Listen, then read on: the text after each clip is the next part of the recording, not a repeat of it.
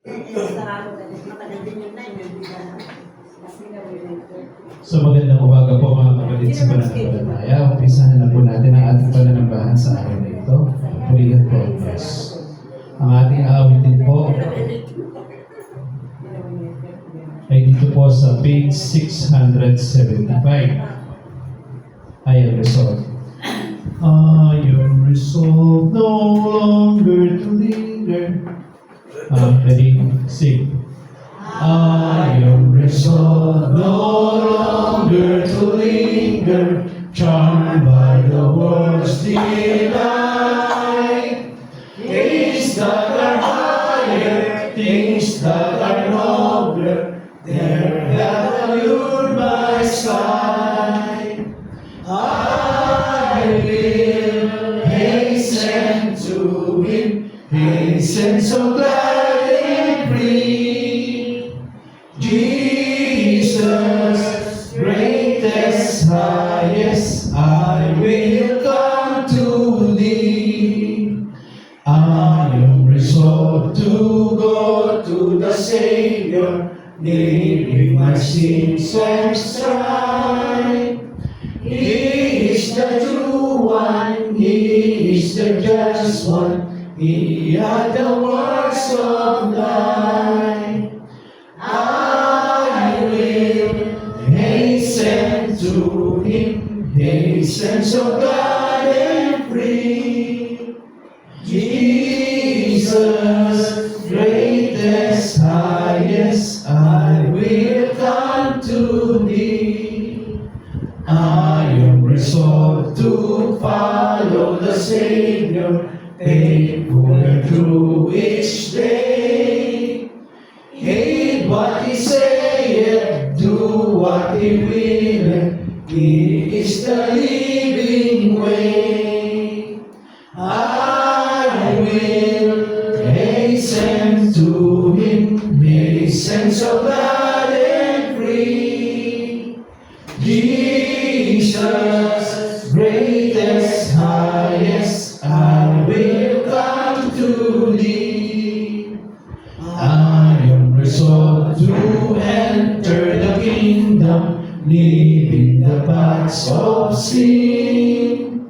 Friends may oppose me, foes may beset me, still will I enter in. I will hasten to Him, hasten so glad and free. Jesus, greatest, highest, I will come to Thee. Pangalawang awit po natin sa dito ay dito po sa pahina 276. Jesus is all the world to me. Jesus is all the world to me. Ready, sing. Jesus is all the world to me, my life, my joy, my all. He is my strength from day to day. Without Him I would fall. When I am sad, to Him I go. No other one can cheer me so. When I am sad, He makes me glad. He is my friend. Jesus is all the world to me, my friend in trial sore. I go to Him for blessings and He gives them more and more.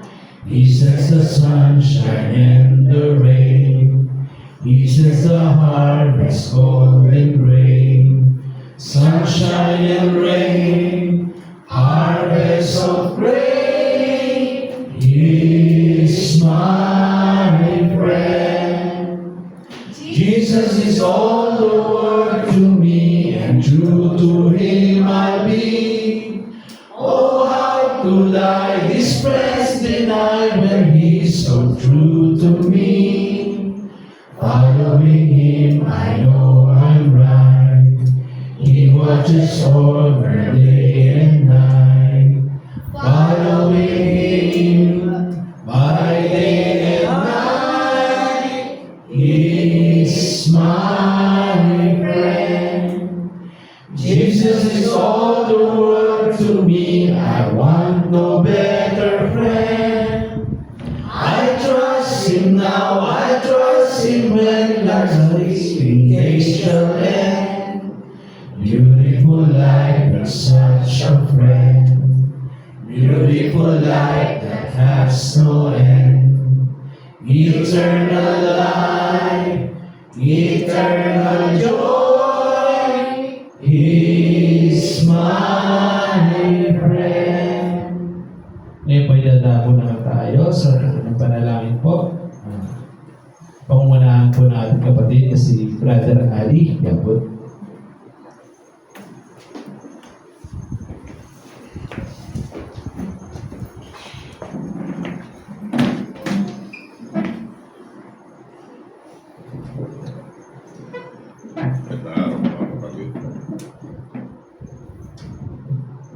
Sama po tayo manalangin.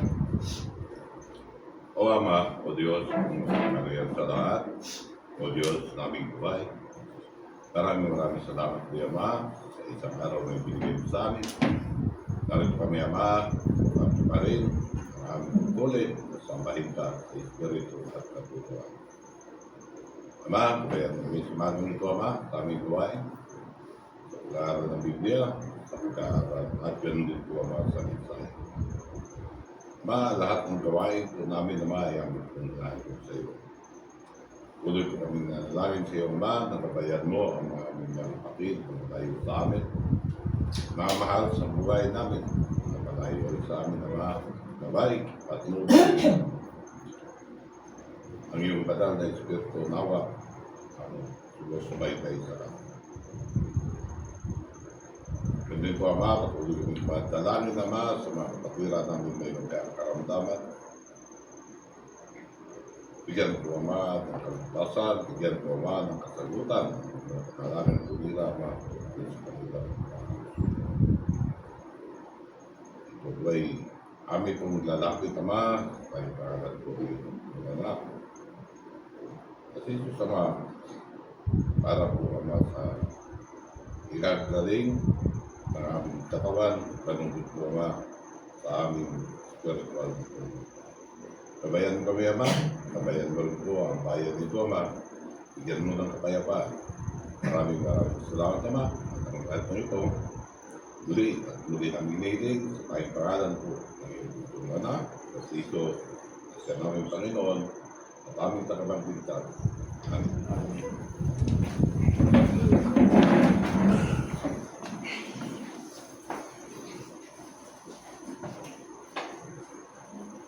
Maraming salamat kapatid Brother Ali. Nakapagin po tayo. Dito po sa pahina 168, Heavenly Sunlight. Walking in sunlight, all of my joy is ready to sing. Walking in sunlight, all of my journey over the mountains through the deep vale. Jesus, I said I'd never forsake thee. Promise divine, God never can fail.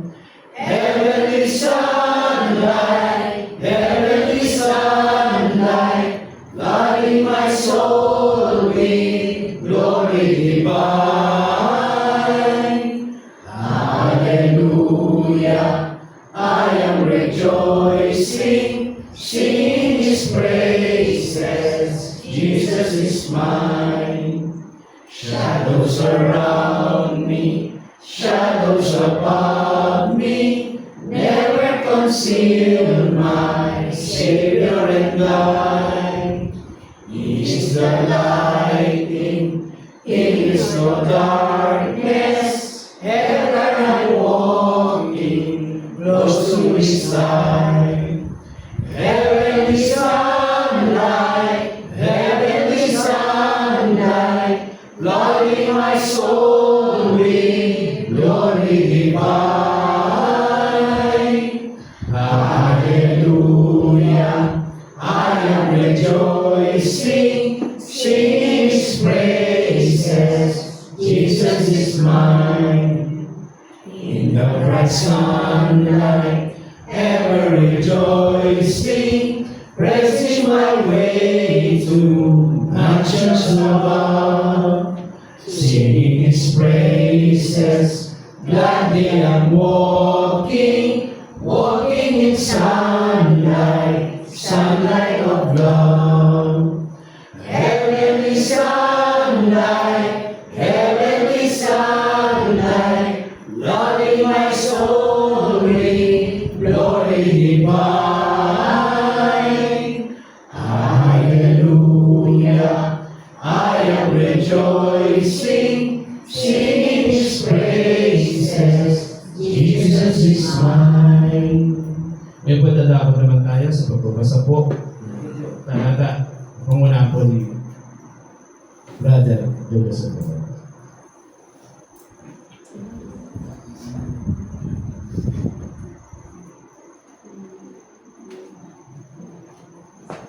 Magandang umaga po sa inyo lahat, mga kapatid.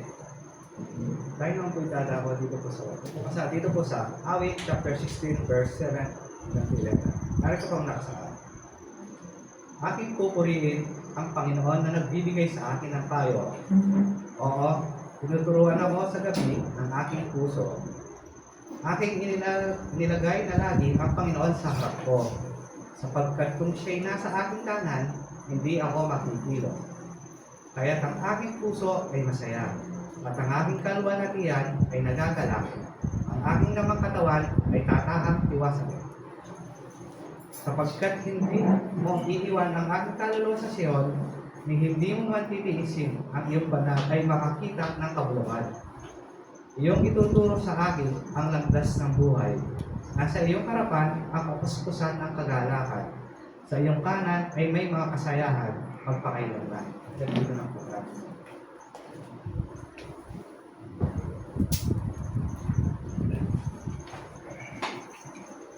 Maraming salamat kapatid sa lugar. Papatuloy po tayo mga kapatid. Dito po sa pahina 43, Blessed Assurance. Blessed assurance, Jesus is mine. Ready? Sing. Blessed assurance, Jesus is mine. Oh, what a foretaste of glory divine. Year of salvation, righteous of God, born of His Spirit, washed in His blood. This is my story, this is my song, praising my Savior all the day long. This is my story, this is my song, praising my Savior all the day long.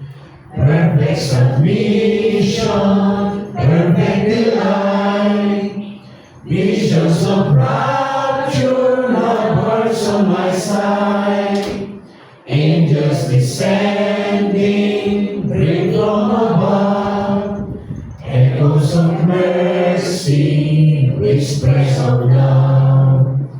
This is my story, this is my song, praising my Savior all the day long. This is my story, this is my song, praising my Savior all the day long. Perfect submission, all is at rest. I in my Savior, I'm happy and blessed, watching and waiting, looking above, filled with His goodness, lost in His love. This is my story, this is my song, praising my Savior all the day long. This is my story, this is my song, praising my Savior all the day long.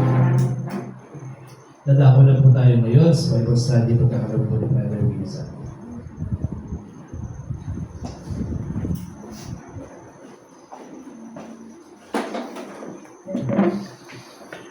Magandang umaga mga kapatid.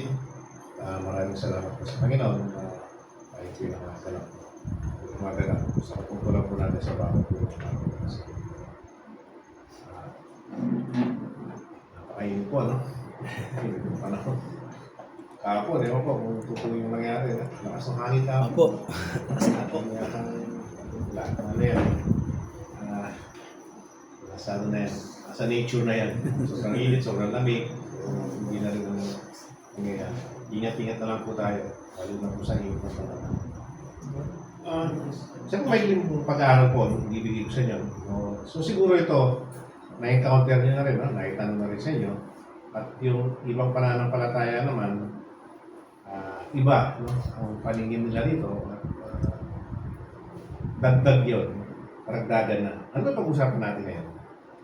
Ito ba yung pag-usapan natin ngayon? So, magandang umaga po muli, mga kapatid.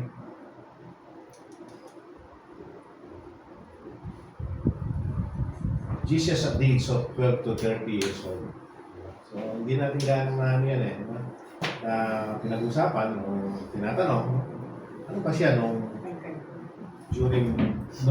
bata siya, hanggang nung sa unang mangaral siya. Wala pong balik.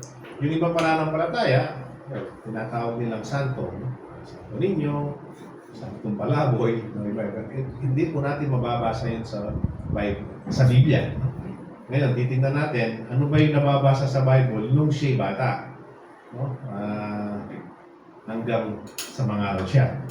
At mayroon ba siyang ginawa na ano mga extraordinary? Actually, wala po. Wala po.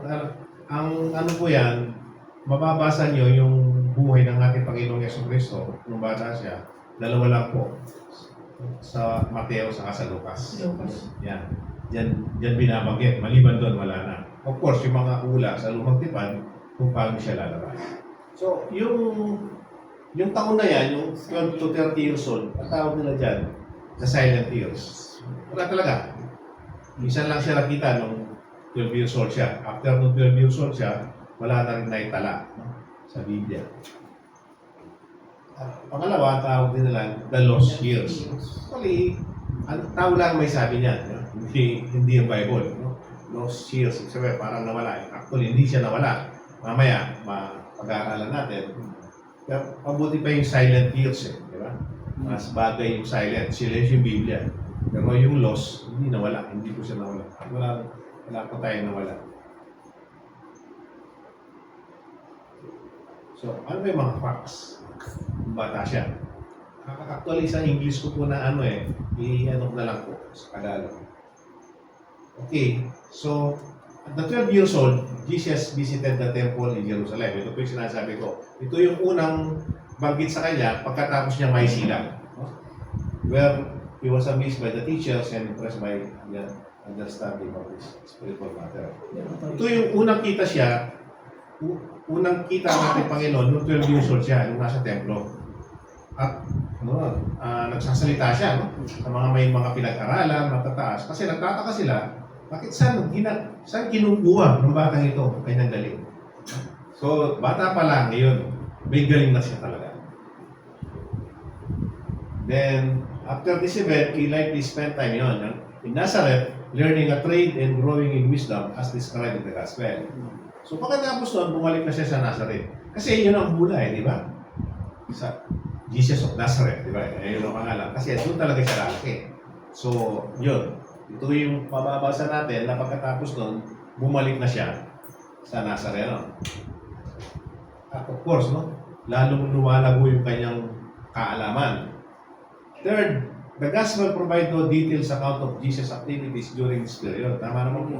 But it is believed that he likely continued to grow in his relationship with God and development his understanding of his mission. Yan po yung tama. Ito kasi galing ito sa mga yung mga witnesses, mga eyewitness. Mamaya makikita natin na nakikita siya ng mga tao doon. Nakikita siya ng mga tao doon.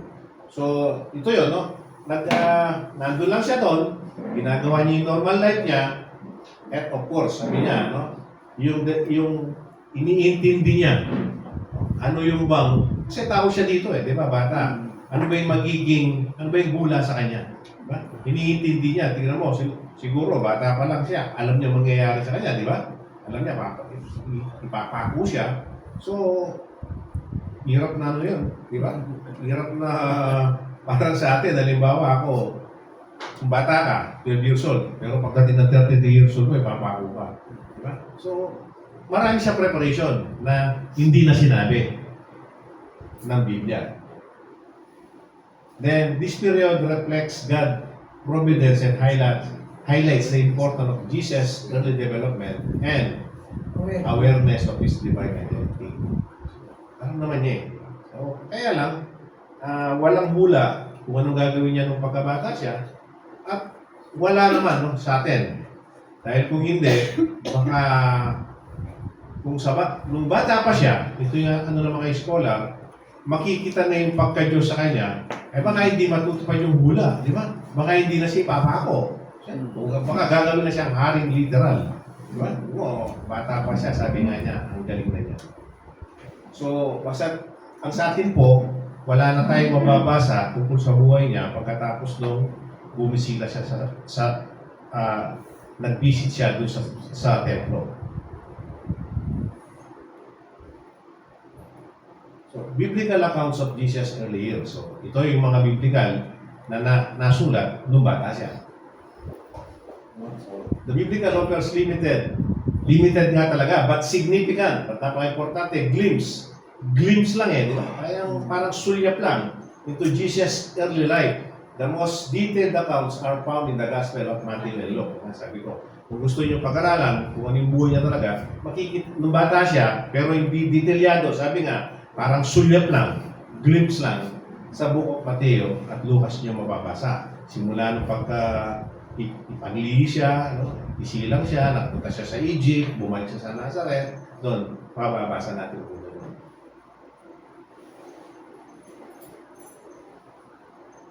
Okay. Jesus' birth at early childhood.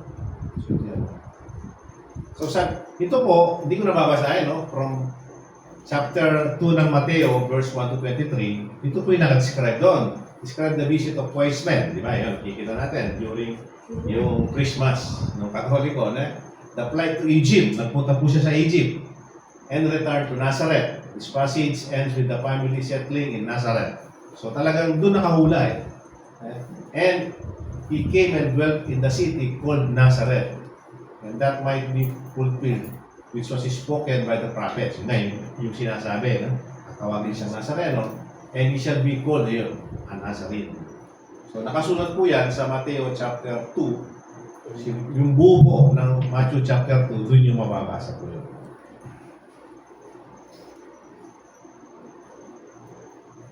Next, ito na. Sa Lucas naman po, parang sinasummarize ko lang po ito, hindi na babasahin ng mga provides a more detailed account including Jesus' birth. Mas detalyado daw yung Lucas. In Bethlehem, the visit of the shepherd, nandun na.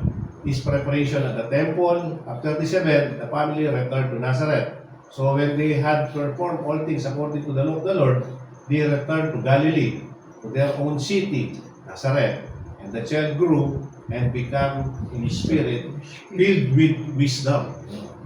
Ito, na-manifest ito nung nag-visit siya dun sa templo. And the grace of God was upon him.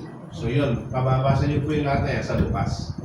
So detail po yan kung paano yung nangyari. Pero kung anong ginawa niya, kung may kinalaman ba sa ating kaligtasan, o may kinalaman sa pagtatayo niyang iglesia, wala po doon. Wala po doon. Then, ito yun. Ito yung nangyari doon sa templo na nung nag-visit siya at the age of 12 years old pa lang po dito.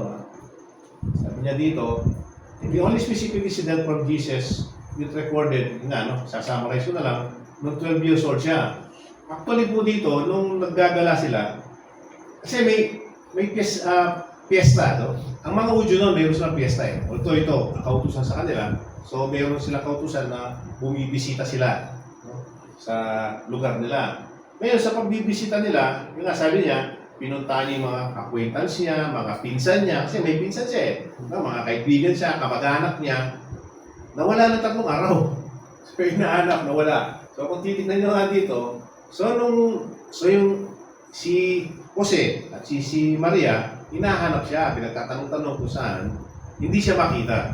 Hanggang makita siya, babasahin ito, kausap niya yung mga magagaling sa aral, magagaling sa salita ng Diyos, magagaling sa lumang tipan. At yung nakaread, and all who heard him were astonished at his understanding and answer. Kasi naintindihan niya eh. Di ba? Naintindihan niya yung lumang tipan. Tapos, hindi lang, memorize pa niya. Kabisado niya. Nung makita siya, nung ama niya, saka si Maria, sabi niya, saan ka nagpunta? Eh, ang sagot niya, di ba? Sabi niya, bakit niyo ko hinahanap? Meron akong gagawin, sabi niya, na para sa ama. So, alam niya eh. So, yung pagkawala na niya yun, meron siyang ginawa, pero hindi na nakita ni na Maria at ni Jose. 3 araw po yun. So, kung anong ginawa niya, hindi rin nakasulat. No? Basta, hinahanap siya, pinagtatanong-tanong siya kung ano yung ginagawa niya. So, sabi niya, your father and I sought you anxious. So, nag-aalala sila. And he said to them, why did you seek me? Bakit ako hinahanap? Sabi niya, did you know that I must be about my father's business? So, meron siya talagang business sa kanyang ama. Kung ano yun, hindi ko natin alam. Eh, hindi na isulat, no? Hindi tayo pwede mag-speculate. Well, sabi ng iba, pinag-uusapan yung paglaki niya, pinag-uusapan yung pagliligtas niya, pinag-uusapan yun. Pero hindi po nasulat, no? So, hindi po tayo pwede magkakaroon. Yan. Ito naman yung family niya, no? Yung paano yung social environment niya. So, may nakikita ba sa kanya? O bigla nung 12 years old, bigla na lang nawala, tapos dumating nung 30 years old siya. Hindi po. No? Dito po sa dito po sa Lucas at sa Leviticus, Jesus grew up in Nazareth, small town in Galilee. Dito. Lumaki daw siya po doon. Kung dito ako nakikita nyo, dahil tradition nila to, nag-o-offer siya ng ano yung bato-bato, di ba? May bato-bato dito. No? Kasi tradition nila doon, dapat nag-o-offer sila ng bato-bato o yung kalapati, yung inakay na... Kasi nga, hindi nila ma-afford ng lamb o yung tupa. Kasi ang utos talaga, yung lamb, di ba? Kaya lang, sabi nga, dito pinatutunayan lang na ang ating Panginoon, hindi siya nabuhay sa marangyang pamumuhay. Kundi, sa ordinary lang, no? O sabi nga nila, nasa poverty life pa siya. Kasi kung nasa mayaman siya, dapat hindi siya nag-offer ng bato-bato o yung sinasabi nilang saka yung maliliit, mamaya mababasa natin. Dapat nag-offer siya ng lamb, pero hindi. Pero bakit? Kung babasahin natin po, hindi ko po naisama rin eh. Basahin po natin yung Lucas chapter 2, verse 24, ito po yung nakasabi.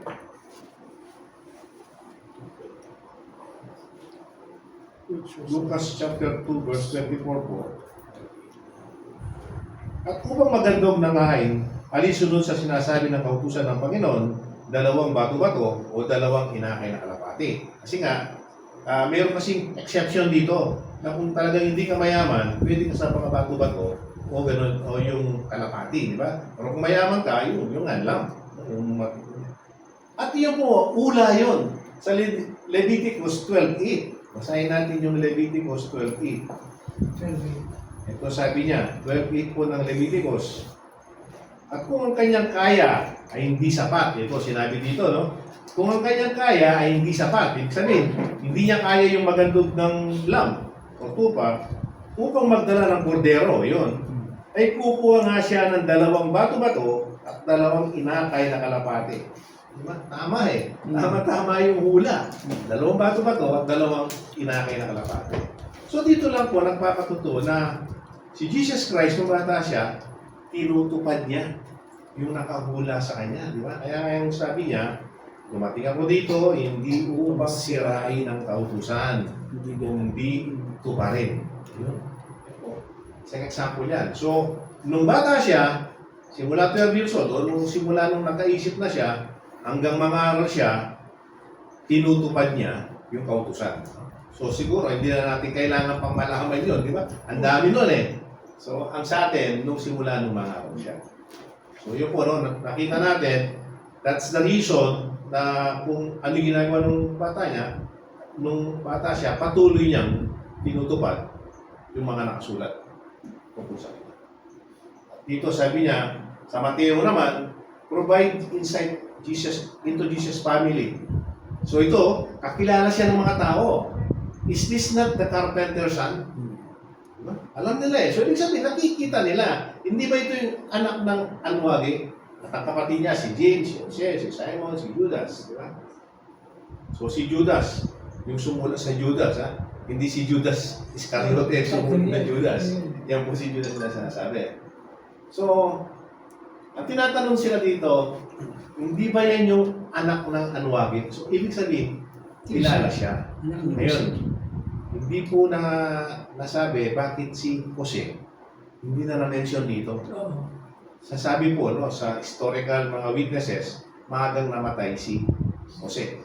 Maagang nawala. Ngayon, bilang panganay, si Jesus Christ, siya yung, di ba, pag panganay ka, ikaw magte-take over eh. Siya yung nagkarpintero. So, kaya marami siyang skill. Siya kaya sinasabi, hindi ba ito yung anak ng Anuage? Mamaya, makikita na tinawag sa karpintero. Kasi nga, based doon sa historical with yung mga witnesses noon, siya yung nagkarpintero para suportahan yung kanyang pamilya. So, it's a typical family talaga sila.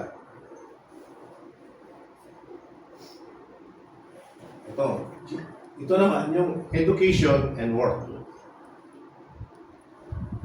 Sa Lucas din po mababasa, no? Sa chapter 4, 17, describe Jesus reading from the book of Isaiah. So nagbabasa in the synagogue, sabi niya, indicating his knowledge of the scripture. So he came to the Nazareth where he had been brought up, and as his custom, he went into the synagogue on the Sabbath day and stood up to read. And he was handed the book and prophet Isaiah, and when he had opened the book, he found the place.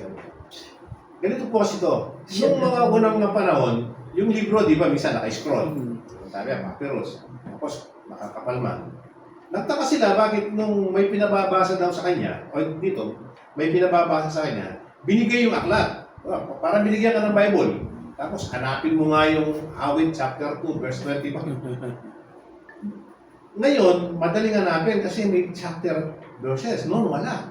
Pero sabi dito, nung pagkabigay, nakita niya kagad. Bakit? Memorize niya. Alam niya eh. So doon, nagtataka na sila na master niya yung Biblia. So, nung bata siya. Ngayon, sabi, kanino siya nag-aral? Hindi siya nakitang nag-formal study. May nagsasabi na homeschool siya. Di ba? Nung panahon kasi po noon, even yung pagkamatay na siya, di ba? Uso yung homeschool. Kasi wala pang university yan. Wala pa yung University of Assumption noon. Wala pa na lahat.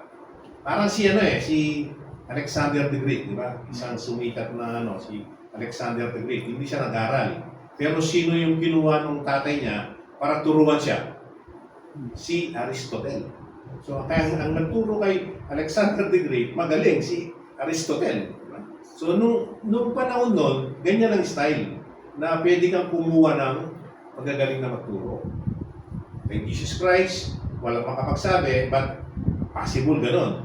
Pero kung ang nagturo ang Ama, wala tayong magagawa, kung yun ang sinabi. At makikita rin naman natin na yung kanyang kaalaman galing sa Ama na hindi na kailangan tao pang magturo, wala tayong hindi natin maku-question po yun.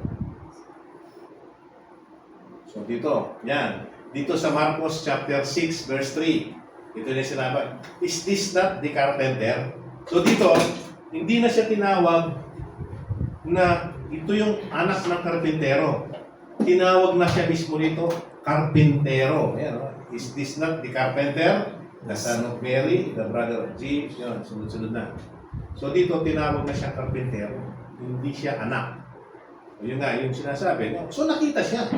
Nabuhay siya talaga siya. Hindi lang yung basta nabuhay siya, tapos nawala na lang. No? Hindi natin nakita, tapos dumating na lang siya nung 30 years old siya. Hindi po. nakikilala siya. Nung una, kanina, sa Lucas, di ba, sabi, hindi ba ito yung anak ng Anuage sa Mateo? Pero dito naman sa Marcos, inawag na siya, ito na. Hindi ba ito yung karpentero? So, nabuhay po siya na talagang ordinaryong tao. Then, so yung spiritual development, the preparation naman niya, o sabi niya, no? While the New Testament does not describe the specific of Jesus' spiritual development during these years, but it clearly states sa Luke 2:52, Jesus increased in wisdom and stature and in favor with God and men. So, talagang, although hindi man na-specify, no? Specifically kung paano siya nag-aral, but meron siyang pinagkuhanan. Mamaya, kikita natin kung saan.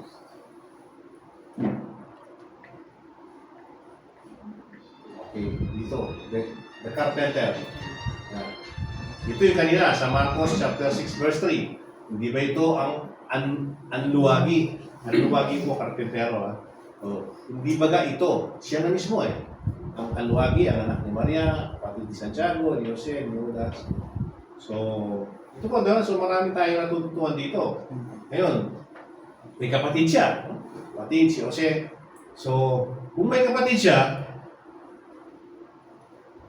ano to, hindi ko naman yung si Mama Mary, hindi na siya pwedeng tawagin Virgin Mary.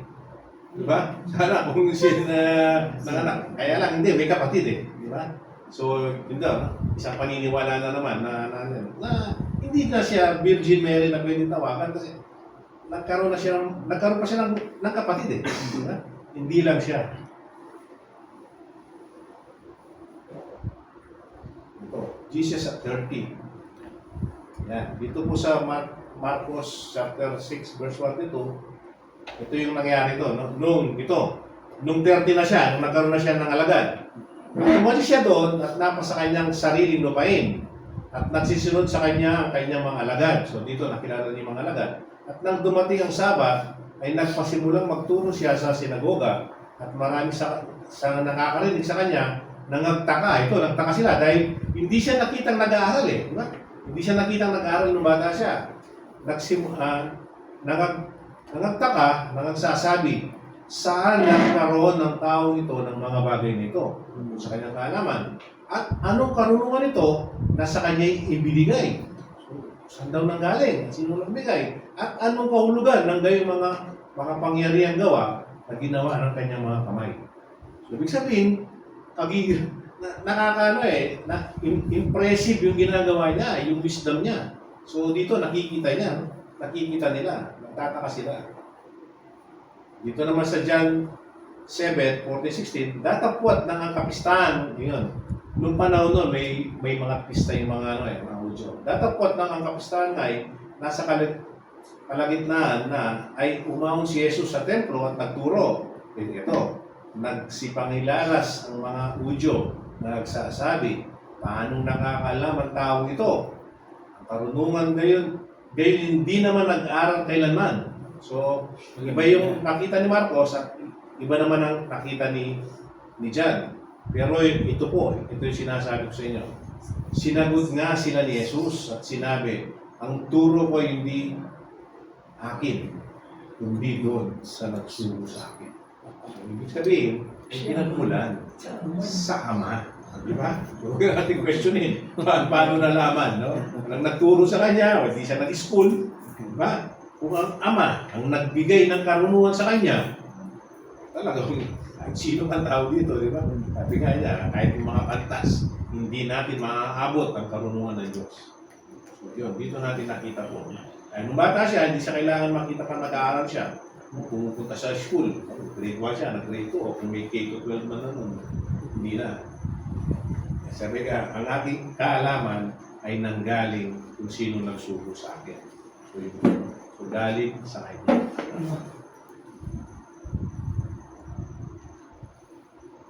So, dayang Jesus. So ito na yan. Ito na yung pumunta siya sa Jerusalem, no? At nagsiyawag sa mga kapistahan. Yun nga. So, nangagilala sa mga sa kanya, no? Makita yung mga bagay-bagay na pinagagawa niya. So, tinagalog ko na lang. Ito po yung in-explain ko kanina. So, sabi na, at lumaki si Jesus, ito, sa Lucas 2:52, at lumaki si Jesus sa karunungan, sa pangangatawan, at sa pagbibigay lugod sa Diyos at mga tao. So, lumaki siya sa karunungan, no? Magandang pangangatawan. Diba? Diba? Nire-ready rin yung katawan niya. Dahil kung ano yung hirap na ginawa.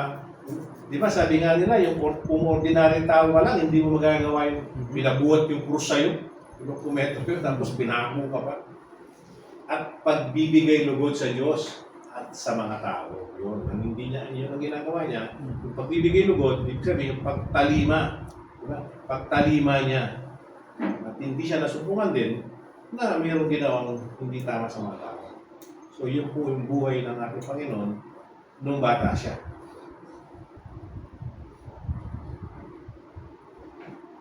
So, bilang conclusion po, tapos na tayo.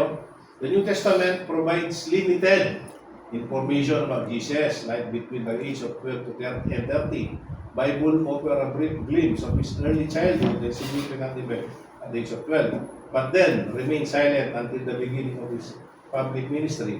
Despite the silence, we can infer several things about his period based on historical and cultural event. So yung mga kanina, based lang po, no, sa mga historical saka cultural event.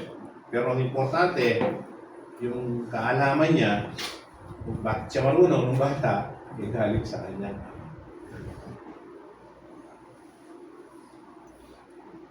Dito po, Jesus likely grew up in a typical Jewish family. Sabi ko nga, isang napaka-ordinary Jewish family sa Nazareth, no?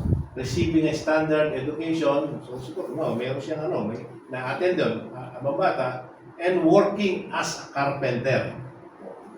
His spiritual development and preparation for his ministry involved deepening his understanding of Scripture and his relationship with God.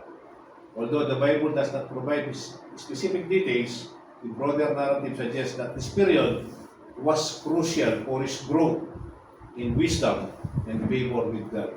Amen. So, yun, crucial siya para sa in preparation at pagtupad sa kanyang yung nahula sa kanya.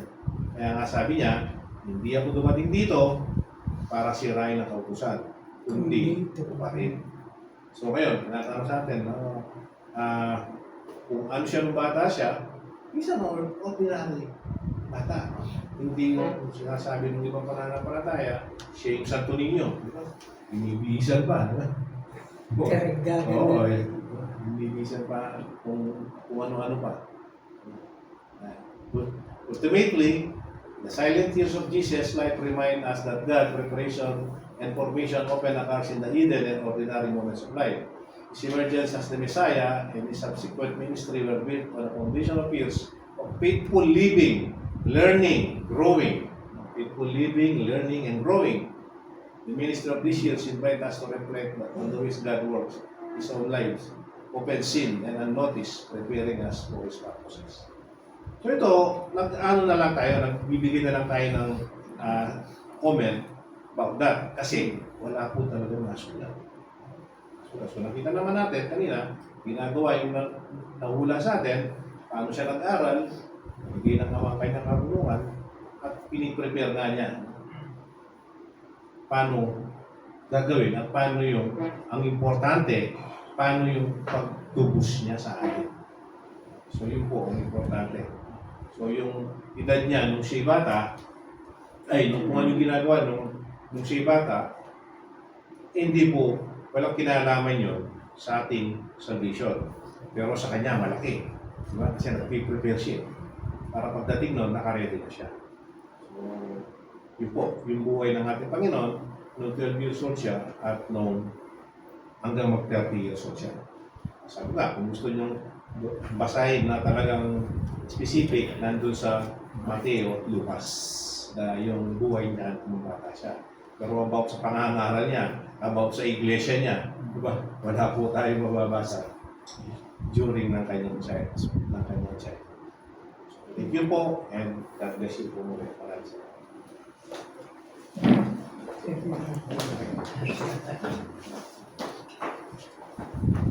Napakaganda po ng Bible study sabi ni Brother Willie.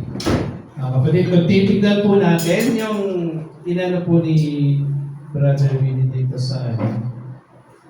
Napakaganda po nito. Sabi niya, dito sa ano, faithful living, learning, and growing. Kasi kung titignan po natin, custom po ng mga Israelita na kapag wala kang 30 years old, hindi ka pakikinggan, hindi ka pwede mag-interact. Kahit tignan niyo po sa history. Kaya kailangan po, yun po yung God's perfect timing. At the age of 30, pwede na siya mag-interact. Kaya wala pong naisulat. Pero bakit kailangan? Kailangan po kasi dahil kailangan niyang maintindihan ang kabuuan ng pagkatao natin. Kasi siya lang naman po yung talagang pwedeng mamagitan sa tao at sa Diyos. Kaya kailangan doon sa pinakabata, maintindihan mo paano ang pagiging bata hanggang sa unti-unting pagtanda. Dahil doon ihahanda kung ano ka at may iintindihan mo kung bakit kailangan mo iligtas ang tao, ano mga kahinaan ng tao. Kaya po niya kailangan dumaan sa proseso. Napakaganda po. Salamat, Brother Willie. Na-repress na naman po kami. Magpatuloy po tayo, mga kapatid. Dito po, sa page 51 po. Break down the bread of life.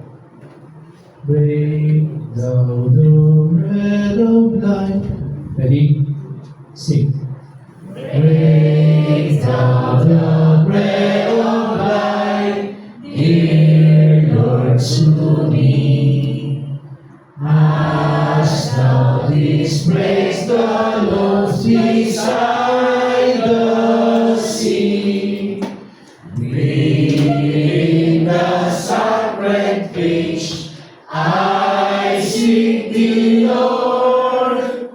My spirit pants for the only living word.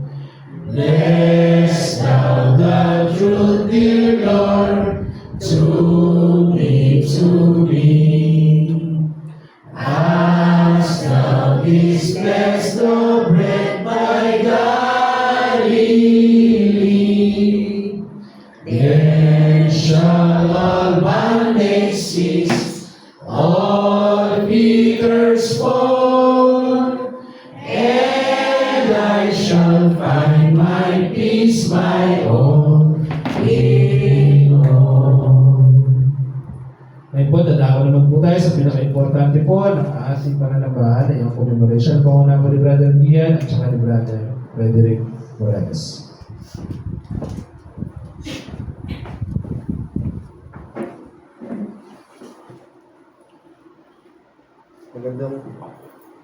Magandang umaga po mga kapatid. Ngayon naman po idadako po sa commemoration. Ngayon ang dati tayo po ibabasa ng mga sitas bilang patutunan.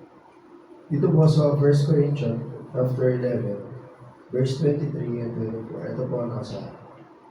Sapagkat tinanggap ko sa Panginoon ang binibigay ko naman sa inyo.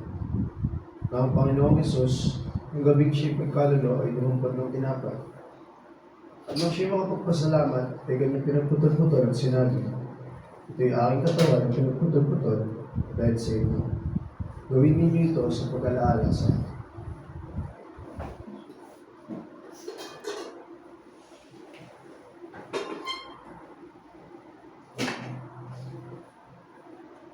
Tayo po manalangin. Awang banal, gusto po namin makapangyarihan sa lahat. Narito po ang tinapay na walang mabatura. Sumisimbolo po sa katawan ng aming Panginoon. Pagpaspasan niyo po ang nasa aming tinapay. Patawarin niyo po kami sa aming mga pagkakasala. Lumisin niyo po ang aming mga puso at isipan. Upang kami naman po ay maging karapat-dapat sa pagtanggap. Maraming pinagpuputol-putol po namin ang nasa aming tinapay. Ay hinahayag po namin ang pakikipagtipan namin sa presyo ng Panginoon sa muling na pito.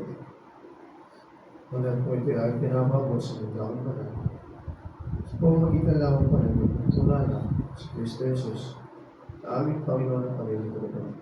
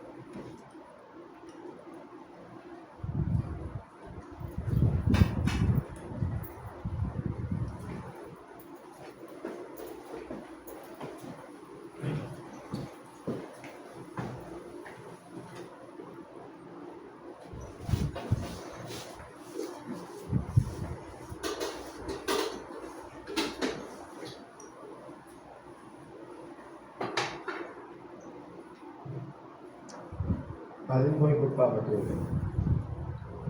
Dito po sa 1 Corinthians, chapter 11, verse 25 to 26. Ito po ang nasa atin. At gayon din naman, hinawaan ng Sarah pagkatapos ng makahapon na sinasabi. Ang sarang ito ay siyang bagong tipan sa aming dugo. Gawin ninyo ito sa tuwing magsisiinom sa pag-alaala sa akin. Sapagkat sa tuwing kanin ninyo ang tinapay na ito, at inuman ninyo ang sarang, kaya inihahayag niyo ang pagkamatay ng Panginoon hanggang sa lumating siya.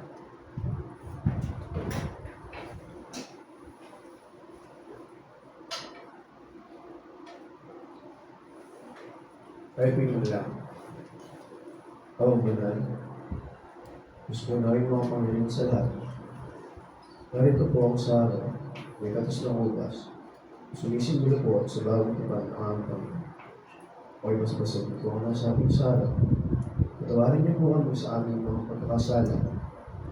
Inisin niyo po ang aming mga puso't isipan upang kami naman po ay maging karapat-dapat sa pagtanggap ito. Tapos iinom po namin ang nasabing katas ng ugas. Inihahayag po namin ang pagpagtipan namin sa iglesia ng Panginoon sa muli ng ito.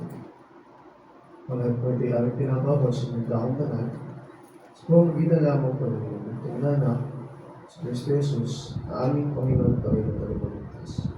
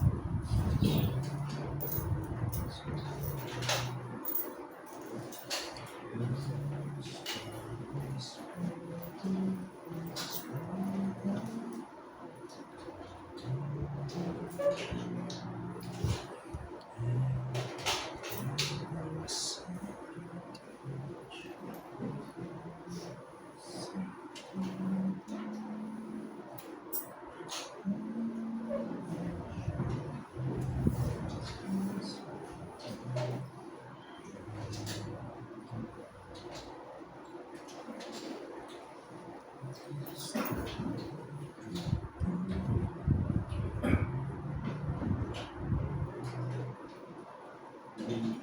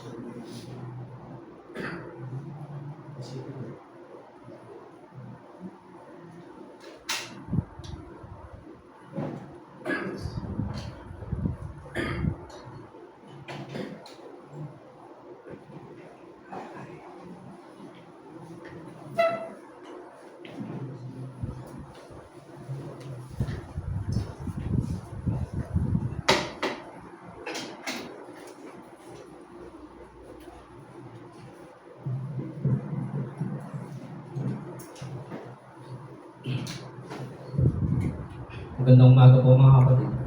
Tayo naman po'y dadako sa ating banal na bakit. Gaya po ng dati, tayo po'y babasa ng mga ilang salitas bilang pagtunay. Dito po sa 1 Corinthians chapter 16 verse 1 and 2. Dito rin po sa 2 Corinthians chapter 9 verse 6 and 7. Ngayon, tungkol sa ambagan sa mga banal, ay gawin din naman ninyong gaya ng iniutos ko sa mga iglesia ng Galatia. Tuwing unang araw ng Sanglinggo, ang bawat isa sa inyo ay magbukod na magsimpan.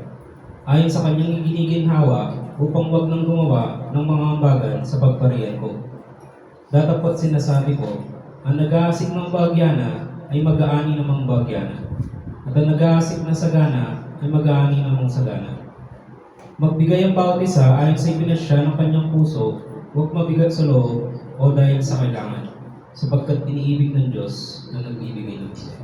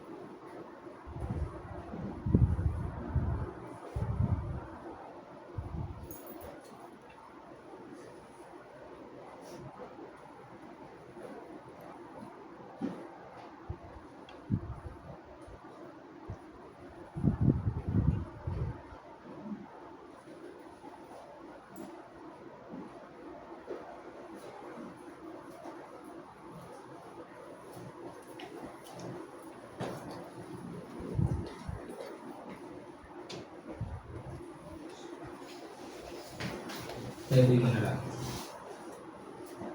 O Mang Banal, Diyos mo namin pinakamakapangyarihan sa lahat.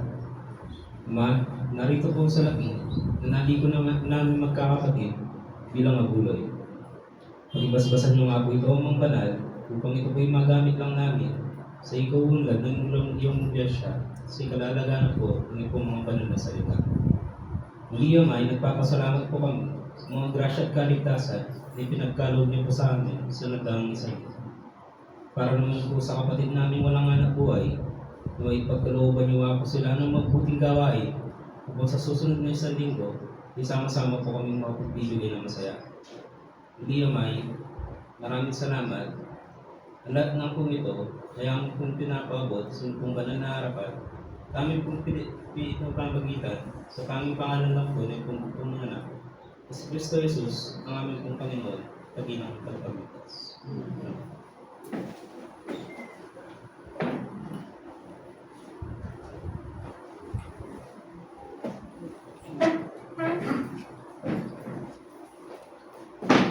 Maraming salamat mga kapatid. Nakatuloy po tayo. Isa po ang asong papuring awitin pa po dito po sa pahina 302 paring year bago po ang mensahe na ating kapatid sa Brother Kapitana. Far and near the fields of dealing. Ready? Sing. Far and near the fields are teeming with the waves of ripe and grain. Far and near their gold is gleaming o'er the sunny slope and plain. Lord of harvest, send for reapers here, as Lord to thee we cry. Send them now the sheaves to gather, the harvest time has by. Send them forth remorse, first we may send them in the noontide's glare, when the sun's last rays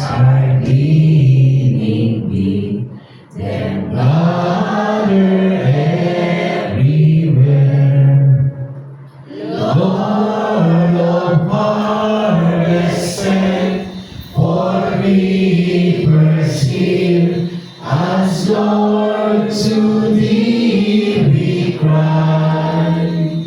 Send them now, the sheep to gather.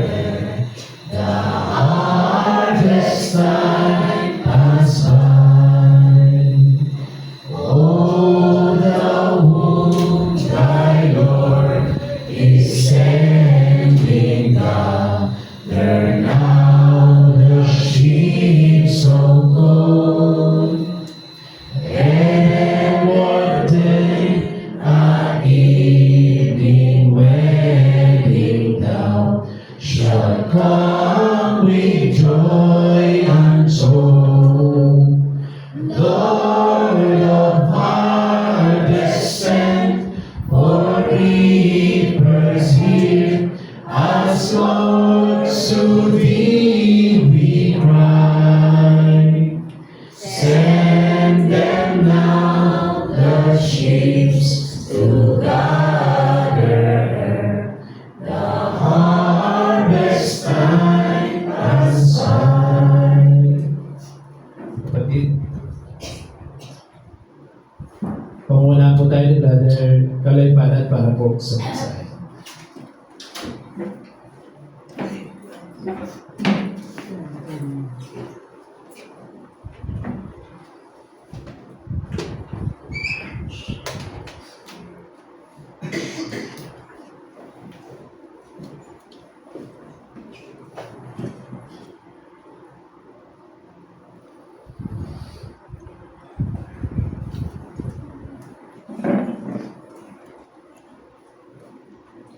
Magandang umaga po at narinig natin ang ating kapatid sa Bible study, tinalakay niya tungkol sa kabataan ng ating Panginoon sa Kristo. Ang tatalakayin ko po ngayon ay tungkol ang Biblia kung saan niya pinagbasihan ng ating kapatid ang tungkol sa kabataan ng ating Panginoon hanggang siya lumaki siya. Ganito ang tanong. Is the Bible a complete and perfect guide? Naniniwala po tayo. Ang Biblia na kinasiyan ng Diyos ay di pwedeng magkamali. Ang pinasulat niya sa banal na kasulatan. Ayon po kay Apostol Pedro, kung inyong basahin at buksan ninyo ang mga sarili ninyong Biblia at matuto kayo at masanay na huwag tayong mag-rely sa napaplas sa screen, kundi sa sarili nating Biblia, doon natin buksan ang mga talatang binabanggit ng nangangaral. Dito po sa pangalawang Pedro 1:20 at 21.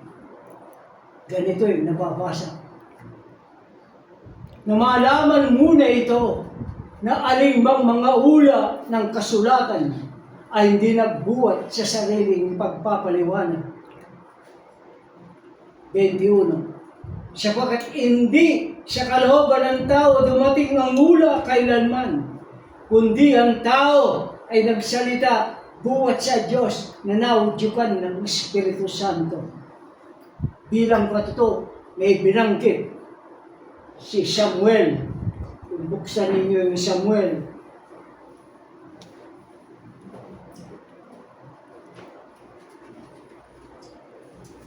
Ang 23 ng Samuel.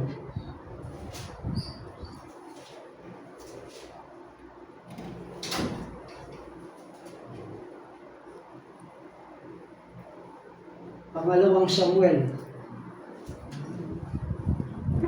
Ganito po yung nababasa ang pinatutunan ni Propeta Samuel. Dito po sa chapter 23, verse 2. Ganito yung sinasabi ni Propeta Samuel. Ang Espiritu ng Panginoon ay nagsalita sa pamagitan ko at ang kanyang salita ay sumaaking bilang. Yung mga naing Panginoong Diyos, kaya't ang taong gamitan para magpahayag kanyang salita. na tandaan po natin ang lahat ng salita o hula ng banal na kasulatan ay pawang galing sa kaisipan ng Diyos. Tandaan po natin. Ang lahat ng ginagamit niyang mga taong banal ay nanggagaling mula sa kaisipan ng Diyos. Dito po sa 2 Peter din.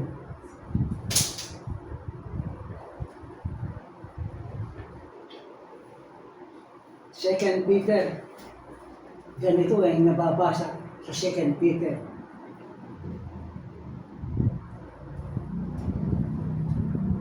Sa 1:18 and 19 ng 2 Peter.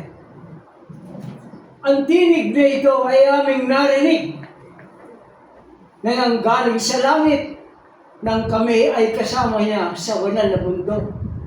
At kami ay meron lalong panatag sa salita ng ula na mabuti sa inyo kung ginagawa ang inyong sinusundan gaya ng isang liwanag, isang ilawang lumiliwanag sa isang dakong madilim hanggang sa bubukang liwayway at ang tala sa umaga ay subilang sa inyong mga puso.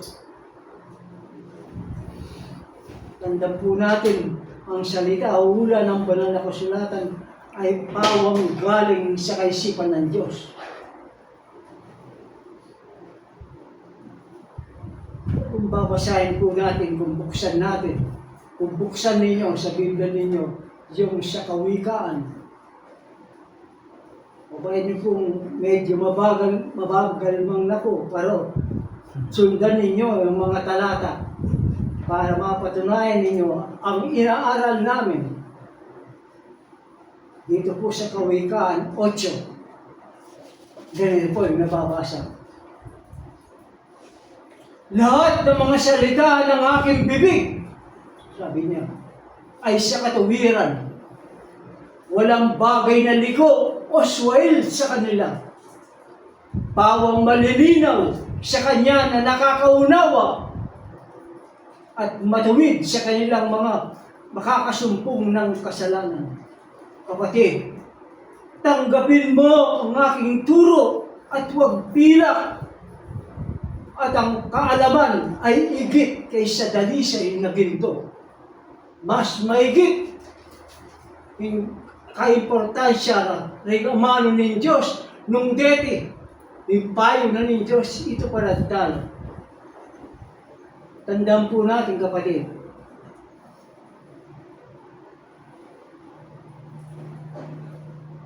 There are 40 author who wrote the Bible. Pero di isa, walang contradiction. Hindi nagkaroon ng salungatan sa mga taong ginamit ng Diyos. Dahil pawang galing sa kaisipan ng Diyos ang pinagkaloob sa kanila. Ngayon, meron po bang utos sa atin na saliksikin natin ang banal na kasulatan? Meron po.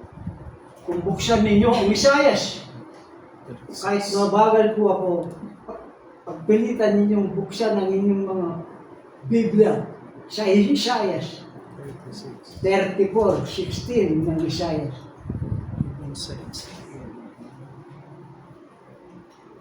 Ganito po nasusulat.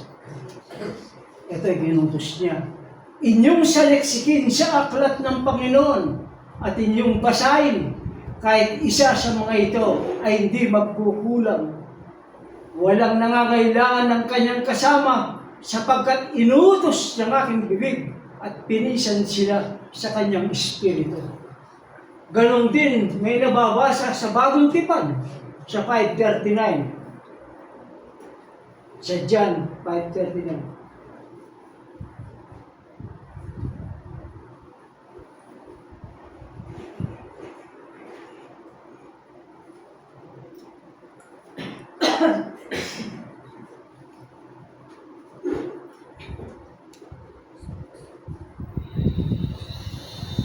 Ito rin nababasa sa Bagong Tipan. Mismo ang Panginoong Jesucristo ang nagsalita dito. Saliksikin ninyo ang mga kasulatan sapagkat iniisip ninyo sa mga iyon ay meron kayong buhay na walang hanggan. At ang mga ito, siyang nagpapatuto tungkol sa akin, sabi ng ating Panginoon.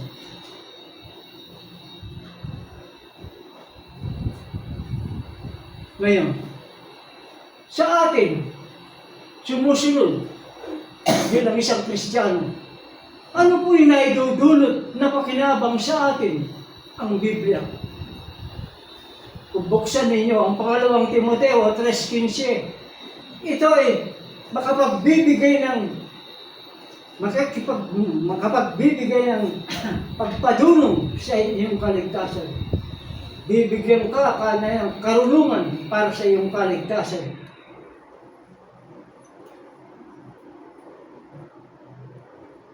Anong pakinabang na natin makukuha? Mapapakinabangan din naman sa mga pagtuturo, sa pagsansala, sa pagsaway sa ikatututo ng nasa katuwiran. Upang ang tao ng Diyos, dito sa 3:17, upang ang tao ng Diyos ay maging sakdal, tinutulungan niya ang lubos sa lahat ng mga gawang mabuti. Now, ito yung payo ni Apostol Santiago. May payo si Apostol Santiago.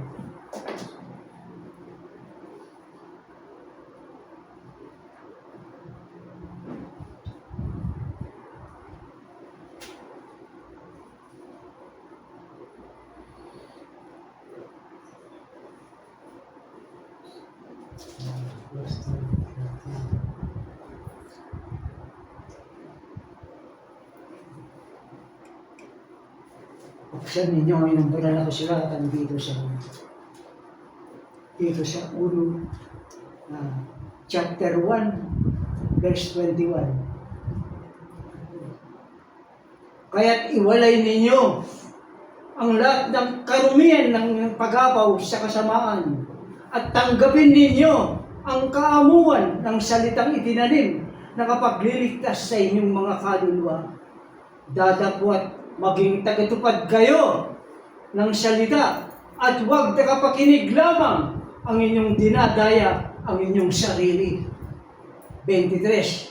Sapagkat kung ang sino man takapinig ng salita at hindi tinutupad ay katulad siya ng isang tao na tinitignan ng kanyang tinalagang mukha sa salamin, sapagkat minamasdan niya ang kanyang sarili at siya'y umalis pagdakay kanyang nalilimutan na siya.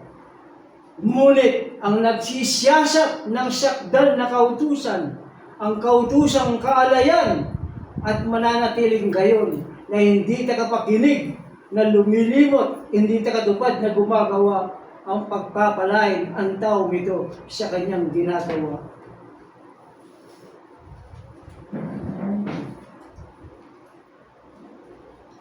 Sa 4. Santiago 1:4. Yung pabayaan pagtitis magkakaroon ng sakdal na gawa upang kayang maging sakdal na ganap at walang anumang kakulangan. Ngunit kung nagkukulang ang sinuman sa inyo, umingi siya sa Diyos na magbibigay ng sagana sa lahat na hindi nanunumbat at ito'y ibibigay sa Kanya. Ngunit umingi siyang may pananampalataya na walang anumang pag-alinlangan, sapagkat siyang nag-aalinlangan ay katulad ng isang alon sa dagat na itinutulak ng hangin at pinapadpad sa magkabila. Huwag isipin ng taong iyon na siya ay tatanggap ng anumang bagay sa Panginoon. Ano po ang kaigitan ng mga Udyo sa atin dahil sa kanilang pinagkatiwala sa Diyos nung una ang aral? Dunod ko. Sa Roma 3:2. Sa Roma 3:2. Kasabi ko natin. Roma 3:2.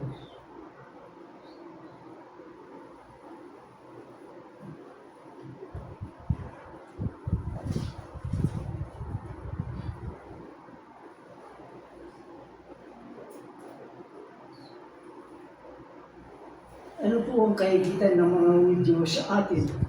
Dahil sa kanila ay pinagkatiwala ng Diyos nung una ang aral ng Diyos. Sa Roma 3:2. Sa Roma 3:2. Bubuksan niyo yung Roma 3:2. Roma 3:2.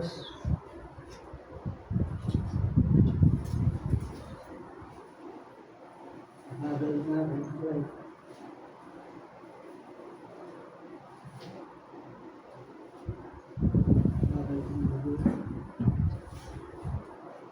Roma 3:2.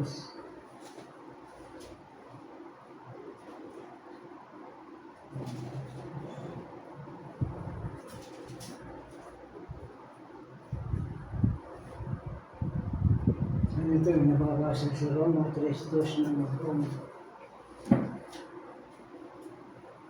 3:8. 3:2. Subalit, tinanggil nila anong salita ng Mesiya. Dito sa Roma 3:2.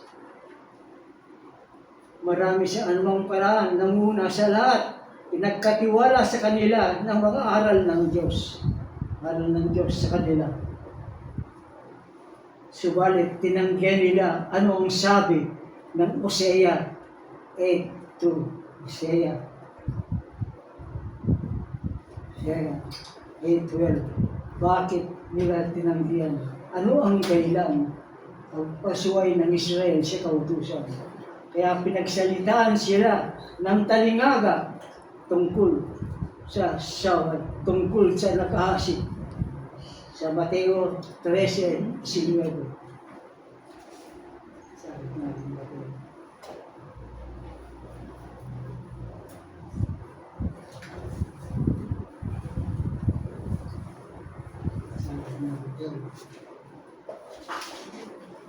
Mateo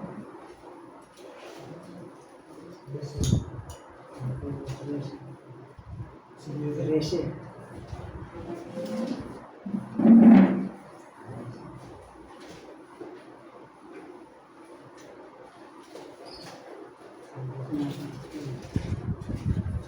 Mateo 13:12.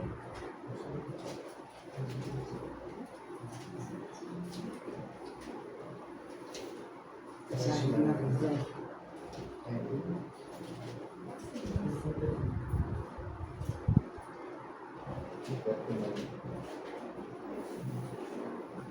Basahin mo lang sa Mateo 13:12.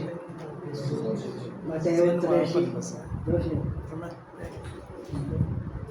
Ano po ang kaigitan ng mga Hudyo sa atin? Dahil sa kanila ay pinagkatiwala ng Diyos nung una ang aral ng Diyos. Sa Roma 3:2. Roma 3:2. Roma 3:2. Roma 3:2. 3:2. Marami siya namang paraan nung una sa lahat. Pinagkatiwala sa kanila ng una ang aral ng Diyos. Ang aral ng Diyos.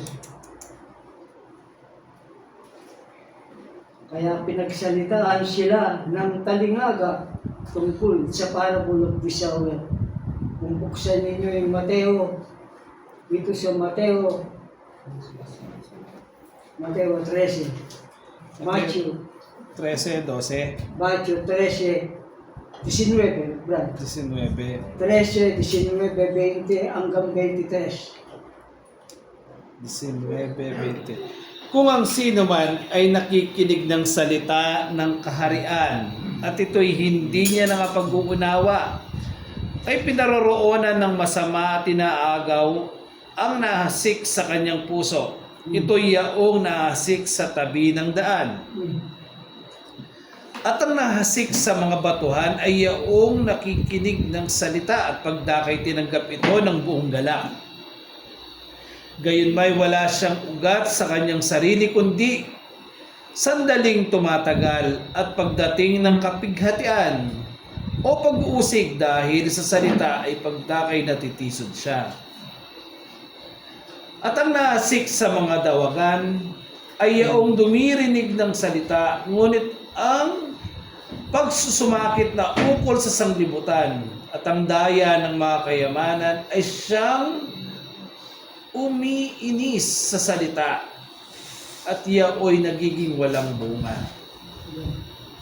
At ang nasik sa mabuting lupa ay siyang dumirinig at nakakaunawa ng salita na siyang katotohanang nagbubunga. Ang ilay, tig-100, ang ilay, tig-60, at ang ilay, tig-30.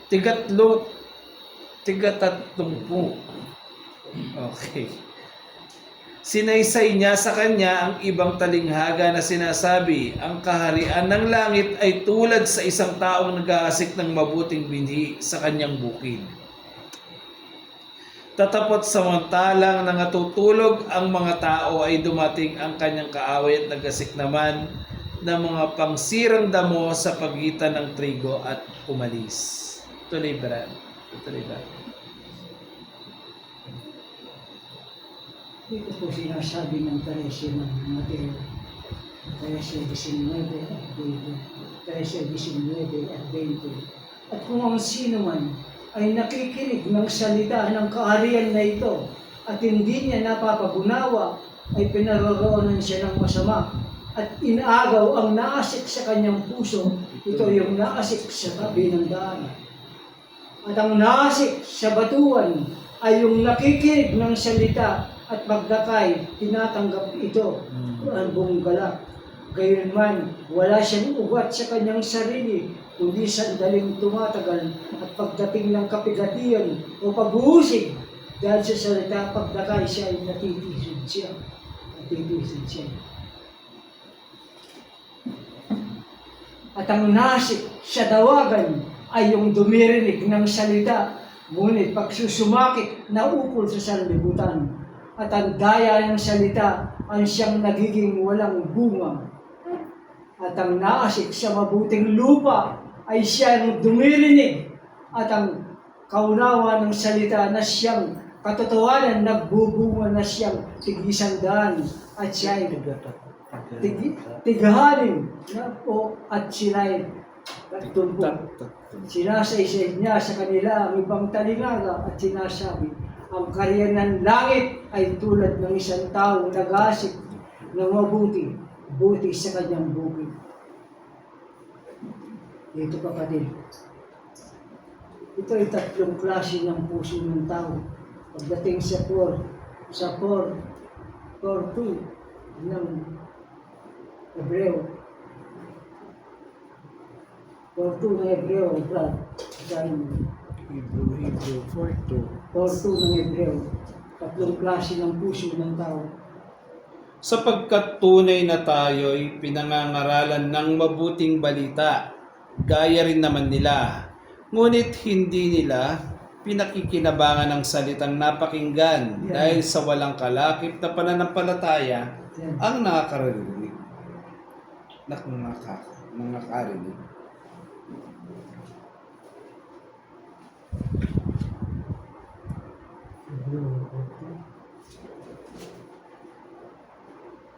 Sapagkat tunay tayo ay pinangaralan ng mabuting balita dito sa Hebreo 4:2. Sapagkat tunay na tayo ay pinangaralan ng mabubuting balita, gaya rin naman nila. Ngunit hindi nila pinapakinggan ang salitang napakinggan dahil sa wala silang kalakip na pananampalataya sa kanilang narinig.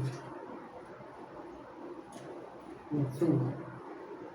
Dahil sa walang kalakip na pananampalataya, kung ang sino man nga'y binabalak na makinig sa salita ng Diyos, kailangan magsilapit na may tapat na puso.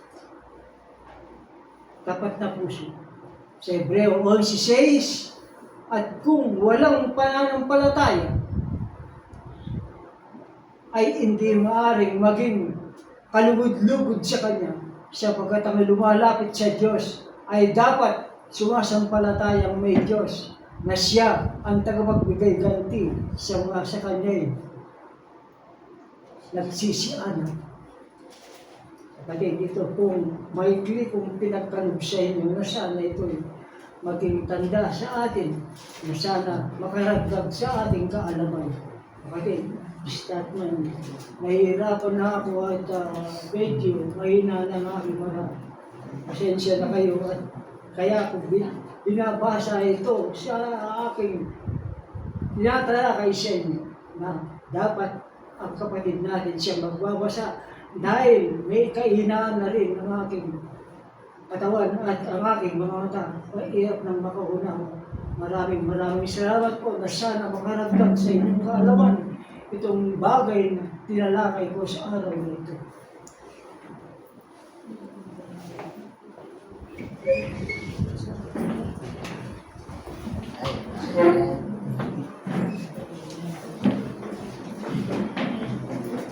Maraming salamat po, kapatid. Nakaka-inspired naman. Bilang pangwakas po na papuri na kapatid, dito po sa 619, we're marching to Zion. With the love of the Lord, let us sing. Come with the love of the Lord, and let our joys be known. Join in a song with sweet accord. Join in a song with sweet accord. And dance around the throne, and dance surround the throne. We're marching to Zion, beautiful, beautiful Zion. We're marching upward to Zion, the beautiful city of God. Let those refuse to sing who never knew our God, but children of the heavenly King, but children of the heavenly King, may speak their joys abroad, may speak their joys abroad. We're marching to Zion, beautiful, beautiful Zion. We're marching upward to Zion, the beautiful city of God. The hill of Zion gives 1,000 sacred streets before we reach the heavenly fields. Before we reach the heavenly fields, or walk the golden streets, or walk the golden streets. We're marching to Zion, beautiful, beautiful Zion. We're marching upward to Zion, the beautiful city of God. And let our songs abound, and every tear be dry. We're marching through Emmanuel's ground. We're marching through Emmanuel's ground to fairer walls on high, to fairer walls on high. We're marching to Zion, beautiful, beautiful Zion. We're marching upward to Zion, the beautiful city of God. May po manatili tayo mga tayo at pamuna po tayo kapatid na magkasin para po sa mga panalangin.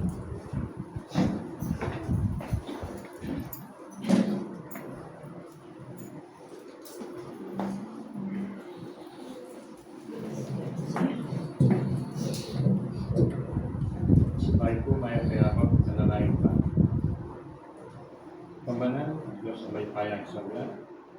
Salamat po, pinatupad na yan naman. Pinagkaya ng obligasyon. Ngayon na simbanda ka, kung yung spirito, punta po. Salamat po. Hindi talagang prasyang pagpagkaya ng yayaan ng pabor at pasalamatan na kayo. Kapatid namin mo, ngayon po orasan ninyo. Kahit sabi, ang muling message para sana manatilan mo kung paano may kaya makanyan mo naman yung kapatid mo mana sana tabayanan mo lang patnubayan yung sarili malasakit sakripisyo marikipyan ng iglesia yung Dolores. Salamat mo pa makanyan mo naman pinasigan ng kapandanan patuloy mong tangkal mo kaya sana makanyan mo naman yung kapatid mo daranas na anong klase ng karamdaman mo sa sana ipang sa tuloy mo bilang pagpapagdan pakayapan mo sana yung maligyan pa rin kaya kapatid niya ito parang niyayaan mo ang lugar ano mo po yung tayo ng kabil yan ang sitwasyon sana tabayanan mo na patubay ang datang oras na kaya din yung sasamba tutuloy niya Kabanal, ang salamat. Sana dapat ang pag-inumin ang tabayanan mo yun na rin kaya ang panutunan na kaya ang panutunan ang gano'n na rin kaya ang panutunan. Kabanal, ang salamat. Kaya rin pasamatalang panigarawan sana matad mo kami matayapa sasang na rin pamilyan wala kayo sa ating panatalaga.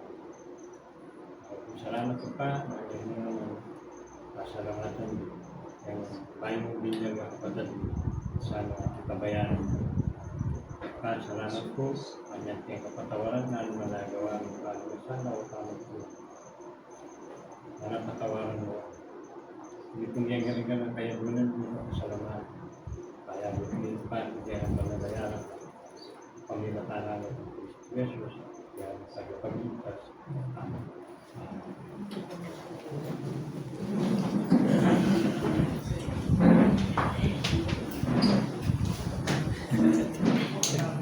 Salamat po. Grabe sa rin ako. Yan po yung balita na may pabalita dito po.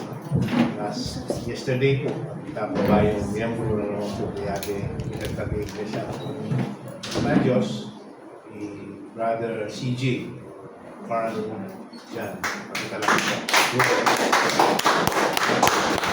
Ano pong Sister Salve. Blessed naman po na kapuketang food group. Palang kakilala ka rin. Bigyan na kami. Dilibre na mo. So, sana naman ko po na-invite para tuloy-tuloy po. Sabi natin po, masasaya na rin ang Diyos. Bahala kami itong ating CCC. Kanyang tawag. Makiabi kay Diyos. Kaya pong susunod na Domingo na magsalita ay Brother Franklin po, kay Brother Edgar. Magkataon na lalo po ngayon. Bible study, Brother Franklin, mensahe, Brother Edgar. Last time ko, Wednesday, but Tuesday. Pagkita nga at sabi yung Brother Paul kanito. So ngayon, Brother, pagawa ko din. Ako na yung din ang takap kasi, matas naman eh. Mga ting maglinis sa nanay, mata luminis ng kaya nakaw. May itong pagplano sa akin, den CR po. Papalit nila sanitize. O na yung bilya pala ko, Brother, hangat laretang kahit Lodoro. So, pa-schedule tayong si Bayo. Dapat, detang pasbul, bitura lang kasi detang pasbul, uling kulang na budget na nito. Pati retang amba, plastic eh. Nangasalinga yung SM. So, punta dita po. Pero yung balak ko sana priority ni po ngayon. Sabi niya po niyang Bible study po ngayon. Mention kaya ng Brother Bernard. Mga bita siguro booster pang pamalaki. Maging ganun. Ating nga sali, ating king online eh. Pero sabi daw may nalaragay online. Yung isa ito yung atin, kaya nangarap na rin gagawin sa atin. Mata po, sikin na rin kaya natamong tayo. Kasi stupid last may ngayon eh. Susunod na plus may, next Sunday na eh. Kaya nag-use pa. Once Once a week yan mo pa plus. So, ito po, if God's will, mag-survey ka na mga basketball ngayon, at ako nga sabing akasabing mag-install. So, kaya tayo kanong i-charger kaya tayo, kaya kilo. Sa iskarta niya, bata malakas naman. Bata, lalo na rin babae, gagamit ako, plus tayo. At gagamit tayo rin ako. Huwag kayo pa maglinis man. Okay na yung dami. So, ito po yung future plan namin sa iglesia. Natapos, medyo kami kita ay at dahil siya po sa masatalo. Sabi, nung tutusin po, diyan kakabambagya, yung Leviticus, nung katandaan niya po, kaya na, batas na rin tungkol kay moral law, lalo na kay hygienist. Huli kayo, katol-katolda lang. Alayang sinabi tungkol nung baka namin may linisan, hindi ang sala, hindi ang kitchen, hindi ang bedroom. Yung niya yung specific gabi niya, yung kaya palikuran na rin. Dapat malinis siya ang siya nga sa amin yan, resort nga sa dakareng tayo. Ilang house yan Istukin niya kanong mall, resort niya. Istukin niyang bale, bathroom niya. Istukin niyang office, toilet, diba? So, nung lalo ko kung ibalita, mimingat tapo. Mapali po yung panahon, tignan mo, makasindi no rin aircon, pero talaga pong magkasakit lang. Kasi patakkalon mo ka rin, talagang bala mo. Hindi mo talagang mahali mamandar mo nga po, talagang magkasakit. Salamat po and may God bless us.